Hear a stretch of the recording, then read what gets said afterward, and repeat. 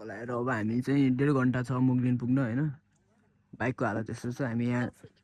चिया पानी खाजा खान रोकेको निश्चल भाइले खाजा खाँदैछ होइन खाजा खाँदैछ भाइले टक्क लगाएर म चाहिँ यहाँ बाइकको हेरचाह गर्दैछु तर अहिले कुदिरहेको छैन अहिले पिकअप कम दिएको छ हामीले हेरेको छैन नि त अब अस्ति काठमाडौँबाटै सिधै आएर मोबिल पनि सबै चेन्ज गरेको थिएन काठमाडौँ आउँदाखेरि चेन्ज गरेँ अब एकमुष्टै जाँदाखेरि सर्भिसिङ हाल्नुपर्छ होइन टक्क लगाएर गोप्रो यहाँ छ अब एकछिनमा